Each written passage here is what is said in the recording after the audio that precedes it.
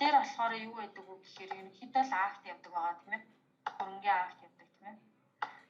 Ерөнхийдөө данстуудын тохиргоо нь хийгдсэн байгаа. За шинээр зарлага хийж байгаа учраас удирдлагын цэснээсээ шинэ баримтаа үүсгээд за харилцагч байгууллага дээр болохоор өөрийн байгууллага бол өөрийн байгууллага цаашаа хэрвээ өмчрүүгээ шилжүүлж байгаа бол өмчийн газраа ч юм уу тийм ээ. Тэгээс гадагч хүн. За хөрөнгө дээр болохоор тухайн актлж байгаа хөрөнгөө сонгоод за энэ ч тухайн хөрөнгө маань хичнээн ширхүү аа тэрийгээ сонгоно шүү дээ тийм ээ. За энэ ч болохоор хөрөнгөө сонгонгод боломжит үлдэгдэл дээр тухайн хөрөнгө маань хичнээн ширхэг үлдэгдэлтэй байна гэдэг нь гараад ирж байгаа. За тэнгуэл энэ сандлаасаа жишээ нь 3-аас нь нэгийг автлах байгаа гэх юм бол нэг оруулаад өчгөр бусад тоо мэдээлэл маань автоматар бүгдээр гараад ирж байгаа. За тэнгуэл энэ чи хасагдах хэлэлцэл гингүүд юу гарч иж байгаа вэ гэхээр тухайн энэ зарлагдж байгаа огноо хөтлөх нийт тооцогцээ илэрхийлэл маань ингээд юм автоматар гараад ирнэ. За энэ дебит дансан дээр болохоор тухайн хөрөнгийн маань хоригдлогцэн илэрхийллийн дас автоматар гараад ирж байгаа. За хэрвээ ном авталж байгаа тохиолдолд болохоор илэрхийллийн дас байхгүй учраас энэ маань хоосон гарч ирэх нэ шүү дээ тийм ээ. Тэгээд ном маань илэрхийлдэггүй учраас хасагдах илэрхийлэл нь тэгээр харагдах нь. За зарлагын төрлөө болохоор мэдээж зэрэг актлсан болгоо засчих нь тийм ээ. За тэнгуут л ерөөсөө бидний актлж байгаа тохиолдолд сонгох ёстой юм маань ерөөсөө энэ алдагдлын данстал гэдэг юм байна. Бусад энэ доотлын бусад данс тэр тоон үзүүлэлтүүд нь болохоор ерөнхийдөө автоматар ороод ирж байгаа шүү дээ тийм ээ. За энэ алдагдлын данс дээр юу сонгох вэ гэхээр тухайн хөрөнгө маань илэгдэж дуусаагүй тохиолдолд алдагдлын дүн гарч ирнэ гэсэн. Алдагдлын дүн хэрвээ гарч ирж байгаа тохиолдолд алдагдлын данс маань идэвхтэй. Хэрвээ илэгдээд дууссан хөрөнгө автлж байгаа тохиолдолд хасагдах илэгдэл нь дансны үнээрээ гарч ирээд одоо энэ жишээ нь 75,000-аар гарч ирэх нь шүү дээ тийм ээ. За 75,000-аар гараад ирэнгүүт л алдагдлын дүн маань автоматар тийг болоод алдагдлын данс маань идэхгүй болчихж байгаа. За ингээл ерөнхийдөө болоо гэсэн. Илэгдэж дуусаагүй хөрөнгө тохиолдолд болохоор илэгдэл нь дутаа байгаа тохиолдолд алдагдлын дүн дээр болохоор үлдэх хүртэл гараад ирж байгаа. За тэнгуүтлээ энэ алдагдлын дансны идэвхтэй болчихж байгаа.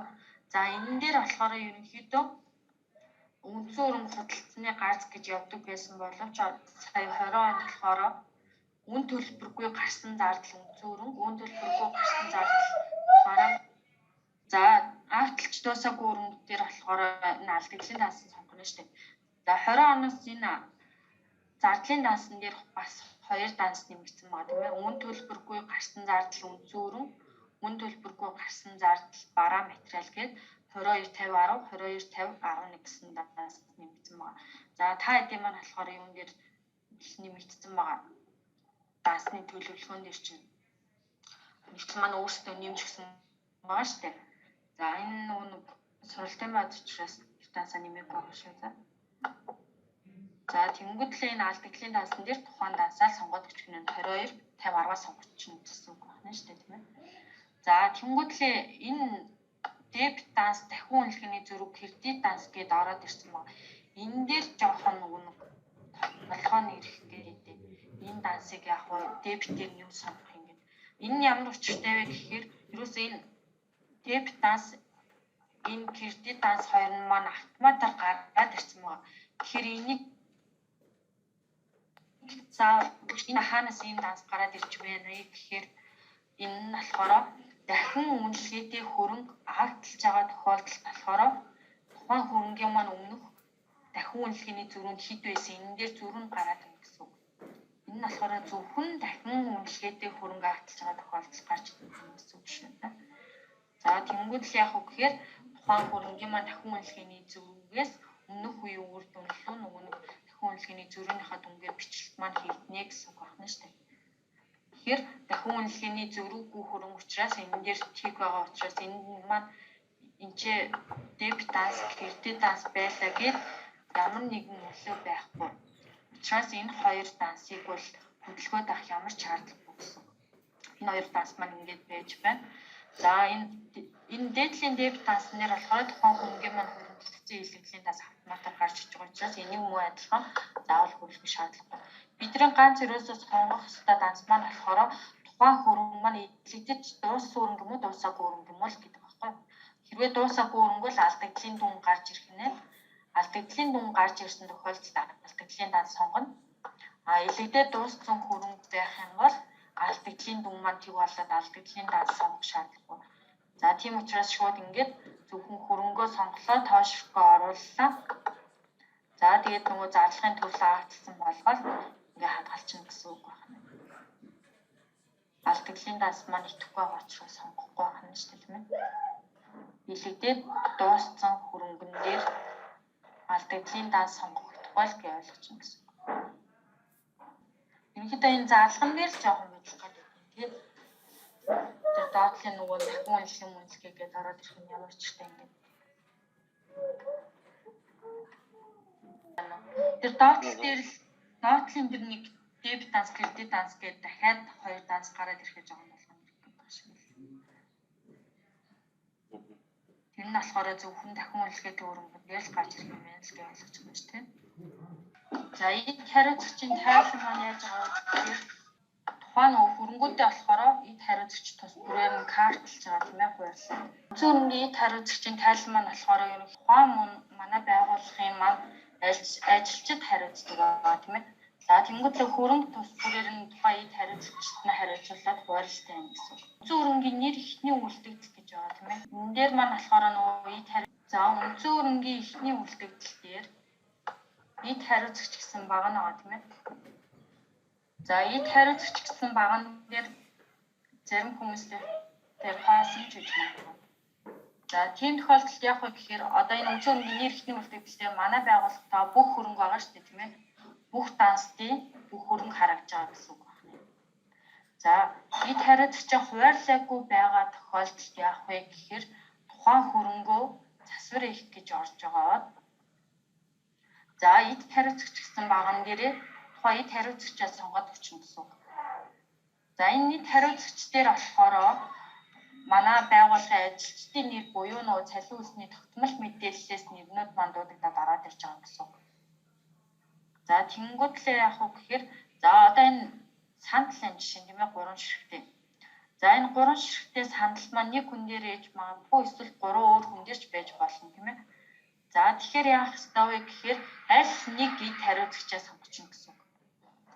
За энэ сандал жишээ нь болт Баттогоод орж гэсэн 3 хүн дээр байгаа бол аль нэгийг сонгочихно гэсэн үг. За Баттогоо гэж юм уу тийм. За ингээд сонгоо хадгалчихна. За дараачих нь за энэ машин хин дээр байгаа юм. За болт дээр бол болдоо сонгоод хадгалчихна гэсэн. За гих мэтчлэн бүх хөрөнгөн дээр эд хариуцагчаа эхлээ зоогоод өчнө. Үнцэн хөрөнгийн нэр ихний үлдэгдэл дээрээ хөрөнгө тус бүр дээрээ эд хариуцагчаа сонгоод өчнө гэсэн үг байна тийм ээ. За ингээд сонгоод дуусчих юм бол эд хариуцагчийн тайлбарынхаа оны ихний үлдэгдэл гэдэг рүүгээ ороод удирдлагын цэцэн дээр ихний үлдэгдлээс татуулах гэсэн тавьж байгаа. За энэ дээр дарангуул ихтэй байна уу гэхээр нь ок гэж зөвшөөрчих юм бол яг таны энэ үнцэн хөрөнгийн нэр ихний үлдэгдэл дээр хуваарлснаа чинь энэ дээр ерөнхийдөө татаад өгнө гэсэн үг байна шүү дээ. За тэнгуүл Баттогоо гэдэг хүн дээр зөвхөн санал энэ тийм үү. За одоо дараа нь болт дээр юу байна гэдгийг харъя. За болт дээр жишээ нь ингээд машин ширээ хоёр байна гэх мэтчлэн яг нөө ихний үлдэгдэл дээр ямар хөрөнгөн дээр хин гэдгийг хариуцах сонгосон бэ гэдгээр чинь татчихна гэсэн үг байна шүү дээ. За тэнгуут л одоо нэг асуудал маань нөгөө олон эд хариуцагчд хуваарлах байгаа шүү дээ тийм ээ. За тэнгуут л энэ ширээ жишээ нь 10 ширхтээ ширээ маань 3 өөр эд хариуцагчдэр байгаа гэж бодъё. За тийм бол яах вэ гэхээр тухайн болт дээрээ ирж агаад одоо нөгөө болт дээр арууланг нь эхлээд хуваарлсан байгаа шүү дээ. За тэнгуүтлээ энийг болохоор 3 өөр эд хариуцагчтай хуваарлъя гэх юм бол тухайн нөгөө болт дээрээ ирж агаад За одоо эндээс сонгоод өгчихнэ шүү дээ. Болдоо сонгож аваад за ширээг би хуваарлах жоо ширээгээ засвар хэлбэрээр орчих нь. Ширээний маань хэдийн ширхэг нь байгаа юм бэ гэдгийг оруулаад өгчихнө гэсэн. За энэ нөө үндсэн хөрөнгийн эхний үлдэгдэл дээрээ болохоор эд хариуцагчаа сонгож өргөсөн шүү дээ, тийм ээ.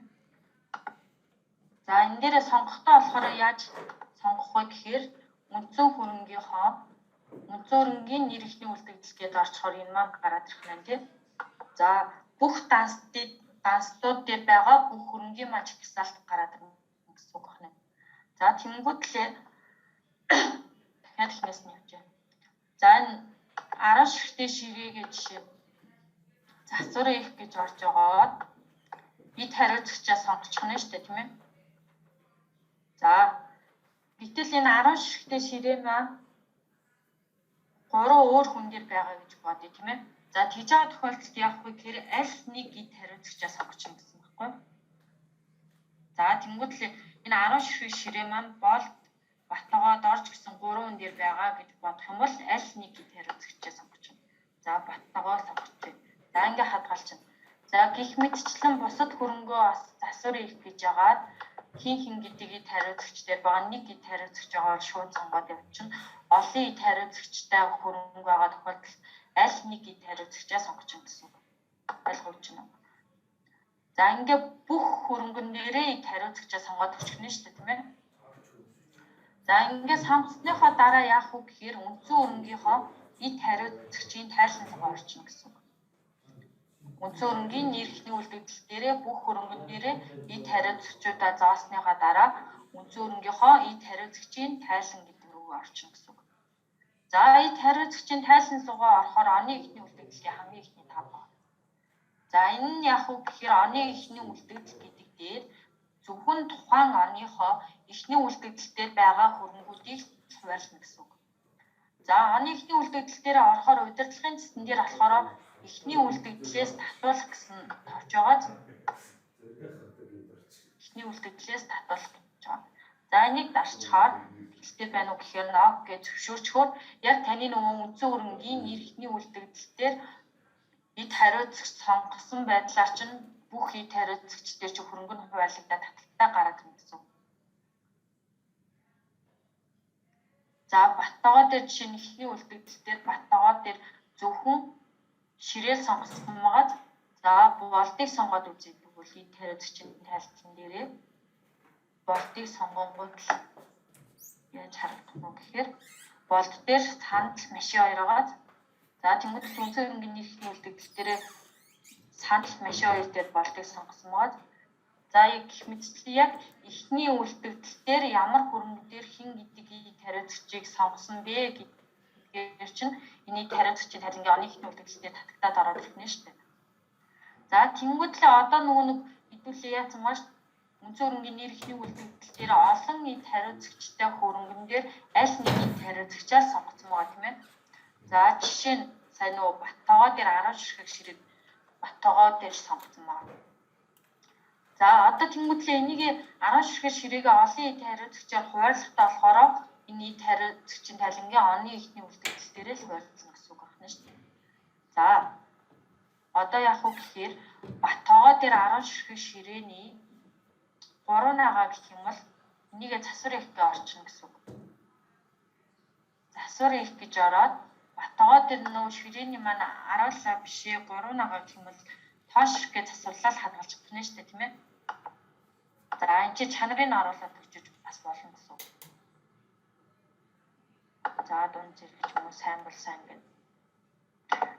За тэнгуүлээ Баттогоо дээр нөө 10-аас маань 3 нагаа шүүгээ тоош хэл засаа хадгалчихна шүү дээ, тийм ээ. За тэнгуүл ингээ Баттогоо дээр 3 болчихно. Тэнгуүл нөө 10 ширхэг ширээний 3 нь Баттогоо дээр олбол 7 нь хуваарлагддаг үйлчилж байгаа. Тэрийг болохоор бусад эд хариуцагч дээрээ за болд дээр нөгөө ширээнээс маань дахиад 3 нь байгаа гэх юм бол болдоо сонгож агаад шинээр оруулах гэж явчихна гэсэн үг. Бусад эд хариуцагч дээрээ шинээр оруулах гэж явчихна гэсэн үг.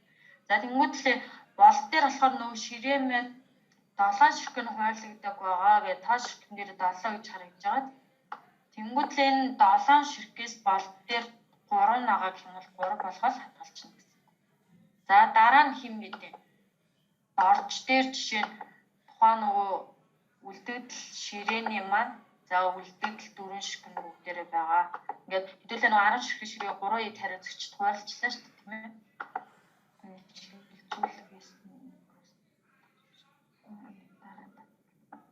За ингээд нөгөө 10 ширхэг ширээгээ хэдүүлээ хуваалцлаа, тийм ээ, 3 хэмжээр хуваалцлаа. Тэрийгээ тухайн хөрөнгөө бүрэн гүйцэд хуваалцсан уу гэдгийг яаж халах вэ гэхээр бүх ид хариуцагчаар гэж орж байгаа дахин дуудах гэдээ орчих гэсэн. Дахин дуудах гэж орж агаад хөрөнгийн нэр дээр нөгөө ширээгээ шүүгээ гаргаад ирэх нь шүү дээ, тийм ээ. За тэнгуут л нөгөө ширээгээ шүүгээд гаргаад ирсэн чинь баттогоо дээр ширээ 3 ширхэг байна, тийм ээ. За болд дээр нөгөө ширээ 3 ширхэг, дорж дээр ширээ 4 ширхэг гээд нийтдээ 10 ширхэг ширээ байна гэдэг нөгөө 10-аа хуваалцаар гэж байгаа.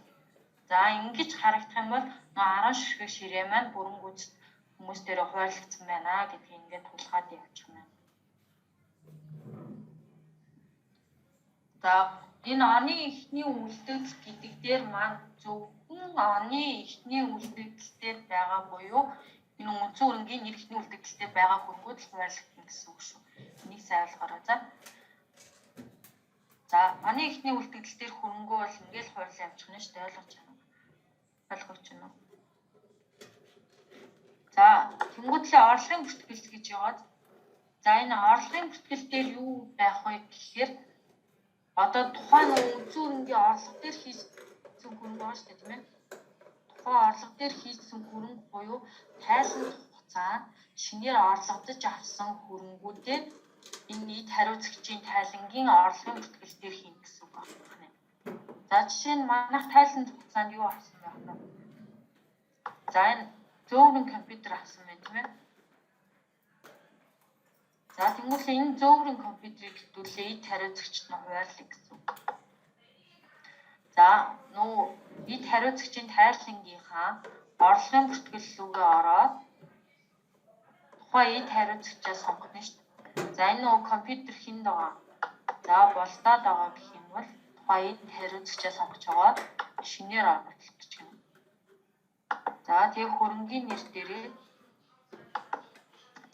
нөө компьютер гаргаад ирэх нь шүү дээ, тийм ээ. Нэг ширхэг компьютер авсан. За тэнгуүтлээ муу олон ширхэгтэй хөрөнгө байх юм бол олон ширхгээс бас энэ дээр хуваарлаа явуулах гэсэн үг шүү. За нэг ширхэгтэй бол амархан байна. Өөр энэ чи юу вэ? За энэ 520 мянган үнэтэй 40 ширхэг ширээ худалдаж авсан байна манайх тайлан тавьсан. За тэгэх юм бол энэ 40 ширхэг ширээгээ болохоор яаж хуваарлах вэ гэхээр ид хариуцагчийн тайлангийнхаа орлогын бүртгэлтэй шинээр орлох гэх юм шүү дээ, тийм ээ. За тэнгуүтлээ одоо ширээ гэж байгаа энэ 520 мянган үнэтэй 40 ширхэг ширээ шүү дээ, тийм ээ. За тэнгуүтл энэ болдоод болохоор энэ 40-оос нь 20 ширхэг байгаа. Гэх юм бол 20 ширхгийг болдоод дээр орлох гэсэн үг байна. За дараа нь дорж дээр саяны 520 мянган үнэтэй ширээнээс үлдэгдэл 40 агаад гэх юм бол ингээд шүүгээ гаргаад ирэх нь шүү дээ, тийм ээ. Тэгж яа 520 мянган үнэтэй ширээнээс 20 ширхэг нь дорж дээр авна. За тэнгуут энэ тайлан хугацаанд манайх шинээр худалдаж авсан 40-ыг болохоор ид хариуцагчийн тайлан дээрээ болдоод 20-ийн доржид 20-ийн ингээ орлого авчиж байна гэсэн үг. Ид хариуцагч дээр нь хуваарлаад шинээр орлого авчиж байна гэсэн үг байна шүү дээ, тийм ээ. За тэнгуут л одоо бүх ид хариуцагч дээрээ дахиад шинээр орлого хийсэн учраас дахин дуудаж байгаа. За манад өөр ширээ бас байгаа учраас зэмжээ 520 мянгаар гэж байна. За тэнгуут л болдоо дээр нөгөө 520 мянган ширээ маань ширээнээс 20 ширхэг дорж дээр 520 мянган ширээнээс 20 ширхэг нийтдээ 520 мянган 40 ширхэг ширээ хуваалцсан байна гэдэг нь гараад ирж байгаа. За ингээр муу адилхан орлого чинээр авсан 40 ширээгээ гүйцэд хуваалцсан байна гэдэг нь харагдах нь. За ингээд зарлахын бүртгэл. Зарлахын бүртгэл дээр болохоор муу адилхан нөгөө үндсэн хөрөнгийн зарлага дээр хийсэн хөрөнгөө л ид хариуцагч хариуцлагчийн тайлангийн зарлан бүртгэл дээр хийнэ. Яагаад тэгж ийм вэ гэхээр нөө үзэн өрнгийн зарлага буюу акт хийжээ штэ хэдүүлээ. За тэнгуут энэ ч нөө 450 мянган 2 ширхэг ширээ актлцсан гэх юм. Тэнгуут энэ 2 ширхэг ширээ маань хин гэдэг ид хариуцлагчдын байсан бэ? Тэр ид хариуцлагчаасаа зарлагадаад буюу хасалтаа хийж байгаа гэсэн. Тэгэхгүй болохоор яг тухайн ид хариуцлагчийн маань дараа нь картн дээр нь тухайн ширээнд байгаа л гэсэн үг байна шүү дээ. Гэтэл манайх тэр ширээг аль хэдийн актлцсан баггүй. Тийм учраас тухайн ид хариуцлагчаас маань бас хасалт хийж өгнө гэсэн үг. За тэнгуүтлээ энэ зарлагын бүртгэл дээр мөн адилхан шинээр оруулах гэж байгаад манай актлсан энэ 2 ширхэг ширээ маань хин гэдэг ид хариуцлагч дээр байсан. Тухайн ид хариуцлагчаас нь акталж өгнө гэсэн үг. За Батгоо дээр энэ ширээ 450 мянган ширээ 3 ширхэг байсан юм байна. Энэ 3-аас нь 2-ыг манайх акталсан баггүй. Тэгэхээр энэ Батгоо гэдэг ид хариуцлагч дээр ширээ байсан уу?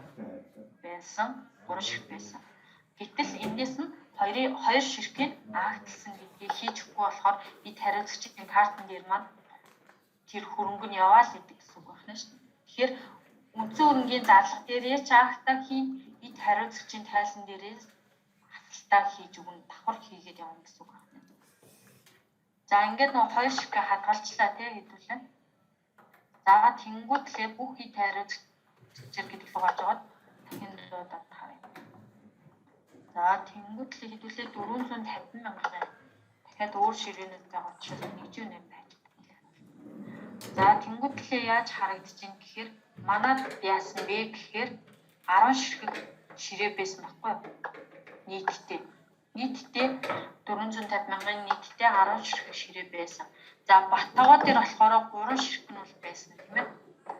За 3 ширхэг нь Батгоо дээр байсан боловч энэ буцааж тушаас нь тоон дээр 2 гараад ирсэн байгааз. Тэнгуут ямар очтой гэхээр Батгоо дээр 3 ширхэг ширээ байжгаад 2-ыг нь болохоор Батгоо өгүүлээд буцааж тушаацаа гэсэн үг байна шүү дээ. Буцаад тушаасан буюу манайх нэгсэндээ энэ 2 ширээг акталсан учраас Батгоос хасалтаа хийсэн гэсэн үг байна. За зарлага нь болохоор ингэж байна. Ерөнхийдөө ойлгож байна. Оны эхний үлдэгдэл гэдэг маань болохоор үндсэн хөрөнгийн нэр эхний үлдэгдэлтэй уялдж чинь тийм үү?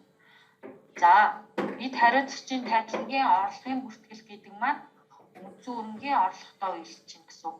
Үндсэн хөрөнг манайх хөдөлтөж авах ч юм уу хандвараа авлаа. Үндсэн хөрөнгийн орлогоо хийсэн л бол ид хариуцлагчийн тайлангийн орлогын бүртгэлтэй тухайн ид хариуцлагч дээр орлогоно. Манайх хөрөнгө зарлагтаад үндсэн хөрөнгийн актлаад үндсэн хөрөнгийн зарлага хийсэн л бол ид хариуцлагчийн тайлан дээрээ болохоор тухайн ид хариуцлагчаас тухайн хөрөнгө актлах буюу зарлагтаж заавал хасалтыг нээж өгнө гэсэн үг байна шүү дээ. Тэгэхээр зарлагтаа орлоготойгоо заавал уялдаж явна гэсэн үг шүү дээ. За шижүүлгийн бүртгэл гэдэг дээр ямар ч утгатай вэ гэхээр тухайн ид хариуцлагч хооронд хөрөнгө шилжүүлж байгаа тохиолдолд энэ ид хариуцлагчийн тайлангийн шилжүүлгийн бүртгэлээр хийнэ гэсэн үг байна. За одоо жишээ нэг хүчтэрлэг сургууль за ямар ч байгууллага дээр ерөнхийдөө гарна тий. Тухайн нэг ажилтан маань ажлаас гарахдаа дараагийн ажилтнаа хөрөнгөө хүлээл гэж өгдөг байгаа тий. За тэр тохиолдолд ерөнхийдөө шилжүүлгийн бүртгэлээр ид хариуцлагч хооронд шилжүүлж өгнө гэсэн үг. За шилжүүлгийн бүртгэлээ ихтэй яг нөгөө мөн адилхан удирдлагын цэснээсээ шинээр оруулах гэдэг. За ингэж за тухайн Батгоогийн маань хөрөнгө гараад ирж байгааз ширээ 3 байж байгаад 2-ын алхам үлдэгдэл нь ерөөсөө нийлээ гэсэн. Тухайн ид хариуцлагч дээр маань байгаа хөрөнгөний чагсаалт энэ дээр гарч ирэх гэсэн. Бүх хөрөнгө бол гарч ирэхгүй нэ штэ. Тухайн яг энэ дээр байгаа ид хариуцлагч дээр энэ ид хариуцлагч дээр хэн гэдэг ид хариуцлагчаа шилжүүлэх гэж тухайн тэр ид хариуцлагчаа сонгочихно гэсэн. Батгоос би шилжүүлэх хийж бол Батгоогоо сонгоод шинээр оруулах гээд хөрөнгөний нэр дээрээ гарахаар байгаа хөрөнгөний маань чагсаалт гарч ирнэ гэсэн. За тэнгуут Батгоо маань болохоор нөгөө үлдэгдэл нэг ширхэг ширээгээ өөр ид хариуцлагч шилжүүлэх гэх юм бол ширээгээ сонгоод за тухайн хөрөнгөөсөө хэдэн ширхэг хөрөнгийг шилжүүлж байгаа тухайн тооч ширхгийн чинь оруулах гэж гаргана. За тэнгуүл энэ нэмэлт тайлбар бичих тохиолдолд тайлбараа бичиж өгч болох нь. За энэ доотлын эд хариуцагч дээр болохоор хүлээж авч байгаа эд хариуцагчаа сонгох гэсэн үг шүү. За батоос энэ ширээ за болтлоо шилжиж байгаа гэж бодъё. Тэгмэл хүлээж авч байгаа эд хариуцагчаа энэ дээрээ сонгож өгнө гэсэн. За ингээ хадгалчих. За дараад нь одоо батогоо дээр камер сүлцэн тий. За камераасаа хойш гэр мадлах болт руу шилжиж болж байна. Ингээл болоо гэсэн. За тэнгуүтлээ одоо нөө бүхий хариуцагч гэдгээрээ шалгаад үзье. Дахин дуудах гэж байгаа.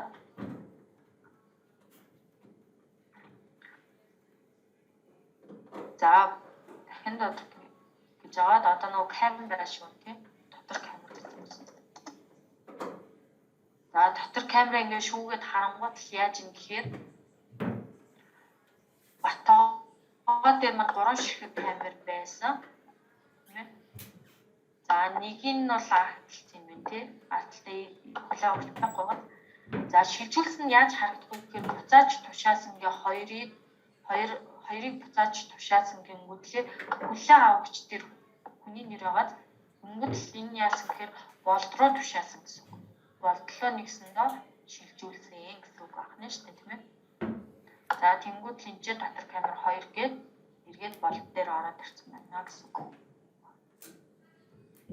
За тэнгуудлээ камерын маань тоо яаж харагдах вэ гэхээр энэ нийт тоо ширхгээсээ буцааж тушаасан тоогоо хасаад зөрүүд өмөрөө яг одоо байгаа нь харагдана гэсэн үг байна шүү дээ. За бүхий тариуцагчаар гэдэг нь болохоор бүхий тариуцагчаар ойрлогдсон бүх хүн харагдана гэсэн. За эд хариуцагчийн тайлан гэдэг нь болохоор нэгсэндээ нөгөө эд хариуцагчийн маань карт нь л гэсэн үг байна. За болтыг жишээ нь сонгоод за би болтын нэгсэндээ картыг харъя. Эд хариуцагчийн картыг. За харах гэж сонгож байна тийм. За тэнгуүтлээ нөгөө эд хөрөнгө ашиглалтын бүртгэл гингүүтлээ эд хариуцагч дээрээ болт гэж харагдж байгаа. За тэгээ тайланд хуцаагаараа гараад ирэх юм. За тэнгуүтлээ нараа бичиг хэргийн материал гээд нөгөө эд хариуцагчаар муу адилхан хангамжийн материалыг бас хуульж болдог байгаа. Тэгээ аж ахуйн материал. За тэнгуүтлээ барилга байгууламжаас болохоор сургуулийн байр энэ болт гэдэг хүн дээр байгаа юм байна. Машин тоног төхөөрөмжөөс болохоор энэ машин байгаа юм байна. Камер байгаа юм байна. Их мэдчлэн ингээд тухайн эд хариуцагчийн маань карт ингээд гараад ирсэн. Тэгээд энэ доороо тоолохын конц дээр нэгсэндээ эд хариуцагчийн картыг байж байгаа болтын хариуцж байгаа хөрөнгүүдийн тооллогоо хийчих болно гэсэн үг байна шүү дээ. За энийг маус 2-оор дарж агаад принт гэдэг нэгсэндээ хэвлээд авчиж болно гэсэн үг байна. За энэ эд хариуцагчийн карт маань муу адилхан нөө Excel рүү хөрвүүлдэг байгаа тийм.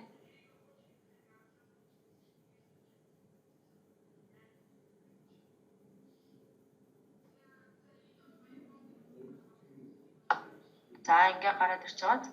За энийг ингээ хийвэлж авч агаад нэсэндээ тоолохын тулд тоолж болно гэсэн үг байна шүү дээ. За муу адилхан Excel рүү бас хөрвүүлдэг байгаа. За эд хариуцагчийн тайлбар ерөнхийдөө ингээд л болоо. Эд хариуцагчийн картаараа гаргаж болж байна. Бүх эд хариуцагчаараа гаргаж болж байна. За эд хариуцагч дээр ойлгоогүй юм байна. Ерөнхийдөө нэг үндсэн хөрөнгөхийн бүртгэлтэй ерөнхийдөө яг уялдаа л явж байгаа. Оны ихний үлдэгдэл нь болохоор үндсэн хөрөнгөний нэр ихний үлдэгдэлтэйг уялдана. Эд хариуцагчийн тайлангийн орлогын бүртгэл маань болохоор тайлан хугацааны үндсэн хөрөнгийн орлогын бүртгэлтэйг уялдаа явж байгаа гэсэн.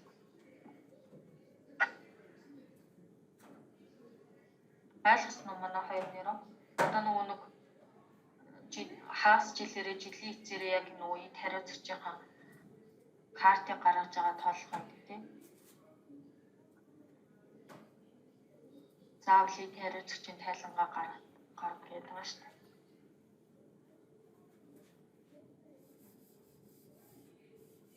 За болор эрдэнэ ойлгосон уу? Болсон. За тэгэхээр одоо ингээ өөртөө карт ажигна шүү дээ тийм ээ.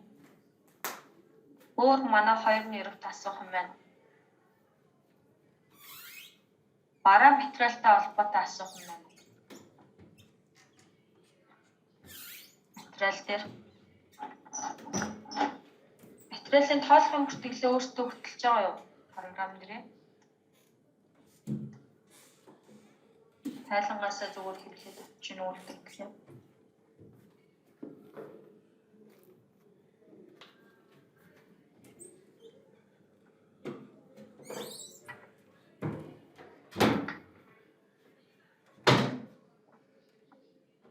Бараа материалын орлого зарлах нь бол асуудал байна тийм асуух юм.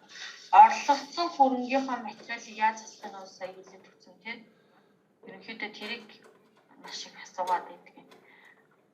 Орлогдсон материалынхаа мэдээллийг засварлах гэхээр засварлаж болох байна гэдэг тийм.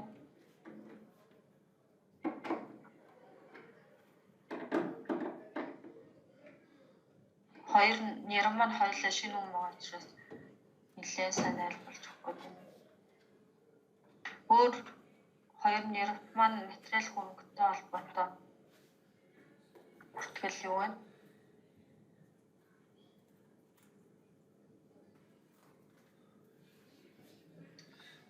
За үнцэн хөрөнгөний орлого зарлах хийгээд үзсэн.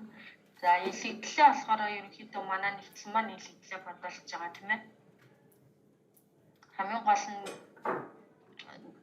нэр маань орлогоо авахтаа болохоор ашиглалтын жилээ зөв оруулж өгч илэгдэл маань цаашдаа зөв бодогд явна шүү дээ тийм ээ. За үнцэн хөрөнгөний шилжүүлэг юус яриаг байгаа тийм.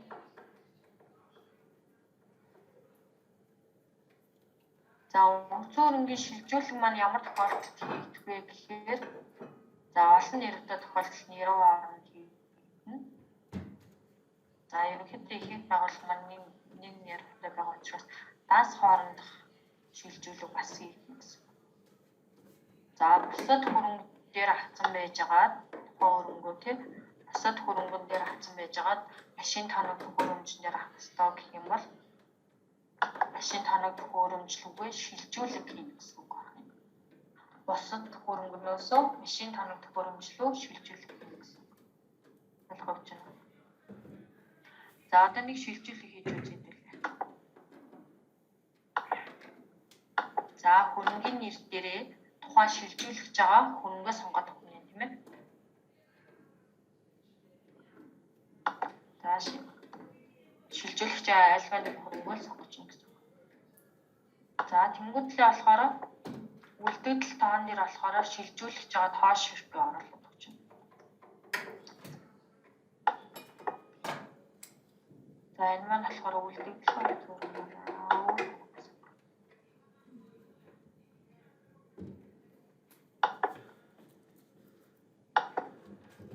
За тэнгуүтлээ энэ үлдэгдэл нь 3 ширхэг байна гэж ороод ирж байгаа. За тэнгуүтлээ би энэ 3 ширхгээс нь нэгсэндээ данс хооронд шилжүүлэх юм уу, нэрв хооронд шилжүүлэх юм уу гэдгийг чиглэж өгнө. За данс хооронд шилжүүлэх бол данс хоорондоо чиглэж агаад шилжүүлэх тоон дээрээ шилжүүлэх утгаа оруулаад өгч байна. Би энэ 3-аас 2-ыг шилжүүлэх юм бол 2, 3-ыг шилжүүлэх гэх юм бол 3-аар авчихна шүү дээ. За тэнгуүтлээ шилжүүлэх дүн шилжих илэгдэлтийг ороод өгнө. За энэ яаж байгаа гэхээр тухайн хөрөнгө маань сандлаа болохоор 39,207 гэдэг дансан дээр авангуудлаа энэ шилжүүлэг хийж байгаа өгнө хүртэл илэгдэл мэдээж хэрэг тооцсон байгаа шүү дээ. За тэнгуүтлээ илэгдэл маань цуг шилждэг гэсэн. За тэнгуүтлээ дебет дансан дээр болохоор шилжүүлж авч байгаа дансаа сонгоод өгч гэсэн үг байна шүү дээ. За одоо жишээ нь юу вэ? Би 39,207-аас 39,214 шилжүүлнэ гэд 39,214 сонгонгууд энэ доор илэгдлийн данс маань болохоор автоматар дагаад гараад ирж байгаа. За ингээл болоо гэсэн. Данс хооронд шилжүүлж байгаа тохиолдолд шилжүүлж байгаа тоош оруулж нь шилжүүлж авах дансаа сонгоод өгч нь тэгэл болоо гэсэн. За нэрв хооронд шилжүүлж байгаа тохиолдолд яах вэ гэхээр одоо нэгсэндээ би энэ 3 ширхэг сандлаасаа нөгөө нэрвдаа 2-ын шилжүүлээд өгцөн гэх юм бол 2-ыг сонголоо. хоёр нэрвтэй тохиолдолд ингээ хоёр нэр орж ирэх нь шүү дээ тийм ээ. За би өөрөө нэрв гэдэг нэртэй хүн бол нөгөө нэрвтэй болохоор October гэдэг нэрвт хоёр ширхэг шилжүүлж өгч байна гэх. За ингээ нэрв орны шилжүүлэг бас хийж болдог гэсэн. За шилжүүлэх нь болохоор ерөөсөө л ийм юм байна. Дан хооронд нэрв хооронд. За одоо ерөнхийдөө манай нэрв нэгтлээ хоёулаа ерөнхийдөө харж байгаа. За энэ үндсэн хөрөнгө капиталжуулах, үндсэн хөрөнгийн дахин үнэлгээ гэж хоёр аягүй том юм байна. Энэ хоёрыг болохоор ихэвчлэн ерөнхийдөө нэгтлэнгууд маань хийгээд явждаг юм дөө. За энэ хоёр маань ямар тохиолдолд гардаг вэ гэхээр за үндсэн хөрөнгө капиталжуулалт маань болохоор тухайн хөрөнгийн маань үнэ цэн өсөх, үнэ цэн буурах буюу одоо нэг их засвар хийх тохиолдолд ерөнхийдөө ихэвчлэн гардаг. Одоо би энэ сургуулийн байранд 20 саяар засвар хийлээ гэх юм бол тэр 20 саяга тусдан засвараар нөө барилгын засварын хөрөнгөөр тусахгүйгээр нэгсэндээ тэр засвар хийгдсэн барилга дээрээ үн цэнийг тэр засвар хийгдсэн үнээрээ өсгөөд өгчдөг гэсэн үг байхгүй юу? За одоо жишээний эдрийг устгах.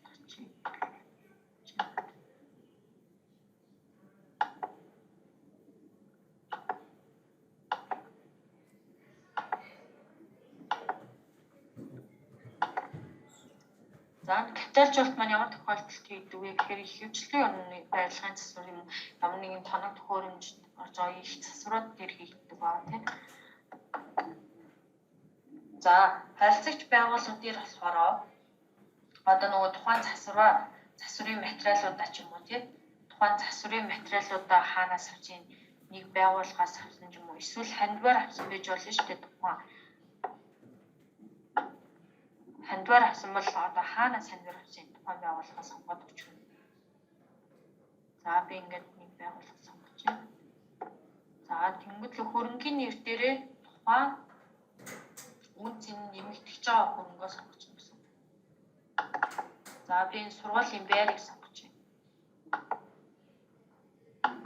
За сургуулийн байр дээр 20 саяын их засвар орсон гэх юм бол би энэ 20 сая тусад нь хөрөнгө гэж авахгүйгээр тухайн сургуулийн байрны үн цэн дээр нь нэмээд авчихна гэсэн үг байна. За ингээд нэгсэндээ 150 саяын байр маань 20 саяын их засвар ороод 20 саяар үн цэн өсөөд 170 саяын үнэтэй болж байна гэсэн үг байна шүү дээ. Энд чинь нэмэгдсэн дүн дээр 170 болоод нэмэгдсэн дүнгээр ороод ирж байгаа. За энэ кредит дансан дээр болохоор одоо тухайн засвар хийсэн материал манах бодолтож авсан бол 41361 одоо нөгөө үндсэн хөрөнгөний орлого хийж байгаа яг адилхан гэсэн үг. Бодолтож авж байгаа тохиолдолд одоо байгууллага төлөх өглөг хандвар авж байгаа тохиолдолд нөгөө үн төлбөргүй хүлээн авсан орлогоо сонгох нь шүү дээ тийм ээ. За ингээд явж байна. За тэнгуүтлээ энэ төрөл дээрээ яг нөгөө орлоготой адилхан байгаад бодолтож авсан бол худалдаа авсан гээд кредит дээрээ 40361 үн төлбөргүй авсан бол кредит авсан дээрээ үн төлбөргүй хүлээн авсан орлогоо сонгоод төрөл дээрээ болохоор хандив гэдгээ сонгож байна тийм ээ. За энэ ашиглах хугацаа дээр болохоор тухайн байр маань 40 жилийн ашиглалтын хугацаатай байсан гэж бодъё. За тэнгуүтлээ энэ 20 саяын засвар хийгдснээр цаашдаа энэ 40 жил ашиглах нь хэвээр байгаа мó эсвэл 45 жил болоод ашиглалтын хугацаанд сунж байгаа мó. За тэр байдлаар ашиглалтын хугацаагаас засаад өгч болно гэсэн. За 40 жилийн ашиглалтын хугацаатай хэвээр 40-50 өгчмөр гэсэн. За энэ доотлын хасах дүн нэмэх дүн дебит данс гэж байгаа. Энэ маань болохоор илэгдэл байгаа. Тухайн хөрөнгөн дээрээ илэгдэлтэй дүнгээр нэмэгдүүлж хасагдуулж байгаа бол энэ ч орж ирэх гэсэн үг байна шүү дээ. Манай болохоор шинээр 20 саяын засвар хийгдсэн учраас илэгдэл байхгүй гэж үзээд энэ хоёрыг бүглэхгүй орчихъё гэсэн. Ингээ хадгалчихна. За тэнгуүт л яаж юм гэхээр Тэнгүүд л яаж юм гэхээр нөгөө 150 саяын байрны дээр маань 20 сая эцсээр ороод үнэлгээ нь 20 саяар өслөөл гэсэн үг юм. Тэгээ хандвар авч байгаа тохиолдолд кредит дансны дээр үнэлбэргүй л анзаар юм. Үзүүрэнгээ орлоготой ерөнхийдөө төсдөг. Юугаараа ялгаатай вэ гэхээр тусад нь орлого авахгүйгээр өөр нэг хөрөнгөн дээр үн цэнийг өсгөж гэнэ л гэсэн үг. За дахин үнэлгээ гэж байгаа.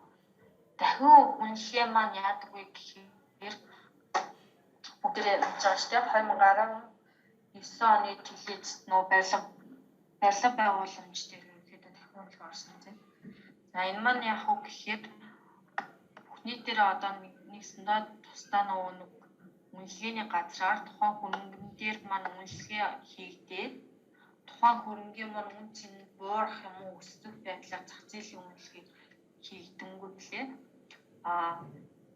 цаашид ашиглах хугацаанд багасах юм уу өсөх тохиолдол дахин үнэлгээгээ нэгсэндээ мэрэгжлийн дахин үнэлгээний байгууллагаар тухайн хөрөнгөндөр дахин үнэлгээ хийлгүүлээд үн цэн нь өсөж буурах тохиолдолд ерөнхийдөө дахин үнэлгээ хийнэ гэсэн үг байна. За нэг юм дээр хийгээд үзье. Заалаа. За энийг сонгож. За хөрөнгөний нэр дээр болохоор дахин үнэлгээ хийгдэж байгаа хөрөнгөө сонгож байна гэсэн үг.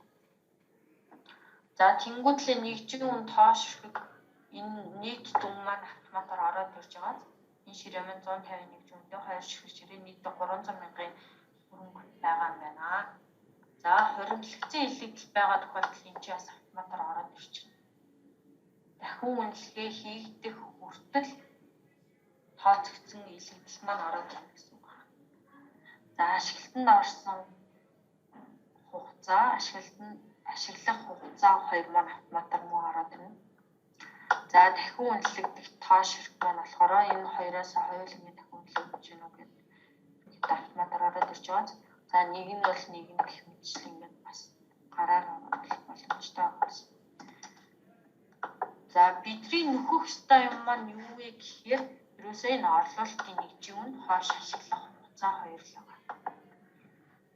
За орлуулалтын нэгжийн үн гэдэг маань юу вэ гэхээр энэ хоёр ширээний маань нэгнийх нь үн одоо тэр дахин үнэлгээгээр чинь хэдэн өрг болсон юм бэ л гэсэн.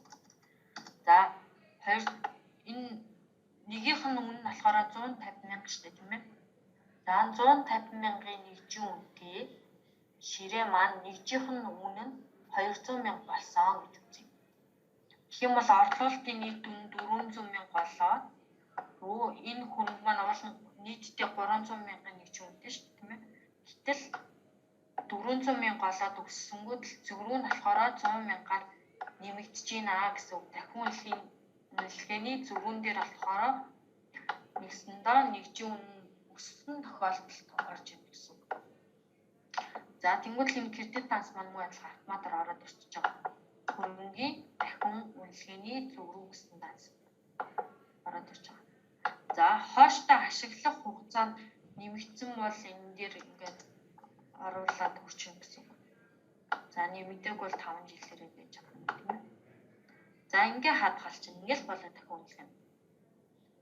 За буурж байгаа тохиолдолд яах вэ гэхээр за нэгжийн үн 150 мянга байсан. Тэгээ 130 мянга боллоо гэж үзье. Тэнгүүд л орлуулалтын нийт үн 260 мянга болоод нөгөө нийт үн маань 300 мянган ширээ маань нийтдээ 260 мянга болгоод 40 мянгаар буурж байна.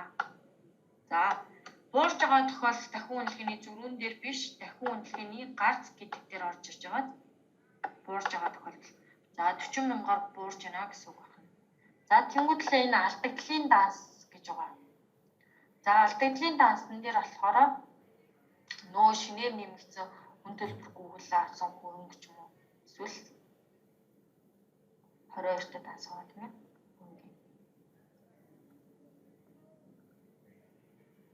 За хөрөнгөний дахин үнэлгээний зардал гэсэн данс байгаа.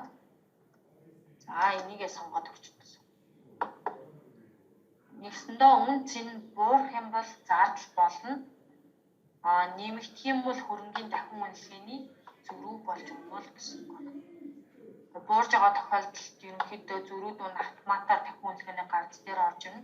Үн цэн өсөж байгаа тохиолдолд гарц дээр биш дахин үнэлгээний зөрүүдээр ерөнхийдөө дааснаа дүн автоматар гараад ирнэ л гэсэн. Бид нар болохоор юу оруулах вэ гэхээр нөгөө дахин үнэлэгдсэн дүнгээ оруулж өгнө. Цаашдаа ашиглагдах хугацаагаа оруулаад өгчнө. Тэгэл ерөнхийдөө болоо бусад юмнууд маань болохоор автоматар зөрүү дүнгийн тооцоол маань автоматар бүгдээрээ гараад ирж байгаа юм гэсэн. За хөрөнгөн дээр ерөнхийдөө болчихж байна уу тийм. Илэгдлээ бол бүгдээрээ бодож чадж байгаа юм зү тийм нэгтлэн маань. Илэгдлийг бол нэр бодохгүй байгаа тийм. Дандаа нэгтлэн бодож байгаа. Илэгдлээ болохоор яаж тооцож байгаа гэхээр тухайн хөрөнгийн илэгдлийн данс тус бүрээр сар болгоноор бодолтой илэгчнэ.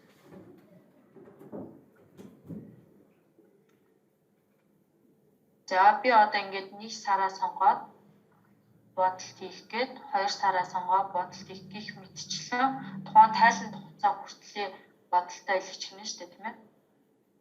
За дараагийн данс нь одоо юу гэдэг? За машин тооны төхөр хэмжээ илэгдэл. За байхгүй байна. 39 206 тавилгын төгслөх болохоор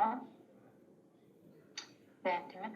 За тэнгуүтлээ 1-р сараа сонгоод бодолт хийх гэх мэтчлэн тайланд хугацаа хүртэлх илэгдлээ данс болгон дээрээ сар тус бүрээр бодолтой илгэж. За ингээд тайланд хугацаа хүртэлх бүх илэгдлийнхэн бодолтыг хийлгээ болцсон гэж үзэх юм бол дансны бичлэлт хийлгэж гэнэ тийм ээ. Дансны бичлэлт маань болохоор улирал тус бүрээрээ хийгддэг байна. За 1-р улирлаа сонгоод 1-р улирлын бичлэлт гэж бол 1-р улирлаа сонгоод 2 бол 2 гэд бодолт хийх гээд ингээд дансны бичлэлт маань харагдах байдлаараа гараад ирж байгаа. Тэнгуүтл нь дансны бичлэлт гэдээ дарчихна. За тэнгуүтл дансны бичлэлт хийх үү гэд асууж байгаад тэгээд окей гэд орчих юм бол амжилттай иглээ гэжиж манай илэгдлийн маань дансны бичлэлт хийлээ гэж үзэх нь шүү дээ тийм ээ. За гэх мэтчлэн 4 улирлаараа илэгдлийн амжилтыг хийж нэ гэсэн үг байна. За хөрөнгө бол ерөнхийдөө ингэж болчихж байгаа. Ойлгоцсон уу тийм? Ерөнхийдөө үндсэн хөрөнгөний орлого зарлага болохоор манай хоёр нэрөв хийж байгаа. Нэгтлэнгууд маань ерөнхийдөө дандаа тэр үндсэн хөрөнгийн капиталжуулалт дахин үнэлгээ хийх гэж амжиж байгаа тийм. Тэгээд хамгийн гол юм нь болохоор яруу хийсэн ямыг нэвтлэн засварлаж хадгалж болохгүй шүү. Хэрвээ засварлаад хадгалчих юм бол нэрв дээр маань харагдах байж тухайн мэдээлэл маань харагдахгүй болчоор яах вэ гэхээр за бараа материалч адилхан үндсэн хөрөнгөч адилхан. Нэрвийн гаргаж байгаа тайлбар нь нэгтлэнгийн харагдж байгаа тайлан хоёр хоорондоо зөрүүтэй харагдаа явчихна л гэсэн. Тийм учраас заавал мэдээлэл нь засварлах мэдээлэл байгаа тохиолдолд нэрв маань нэрвтэй аль өөрөө өөрсдийнх нь мэдээллээр засварлаад өгнө шүү дээ. Тэгэхгүй болохоор нөгөө нэрв нэгтлэн хоёрын маань тайлан зөрсөн гэсэн асуудал маань энэс болоод үүсэж байдаг гэсэн.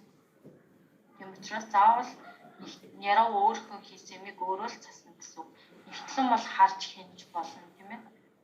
Харж хиннэ гэхээс тэр нэрв хийсэн юмыг ерөөсөө засвал. За болцсон гэж үзээд өнөөдрийнхөө сургалтыг дуусгах шүү. За. Тэгтээ оролцсонд баярлалаа.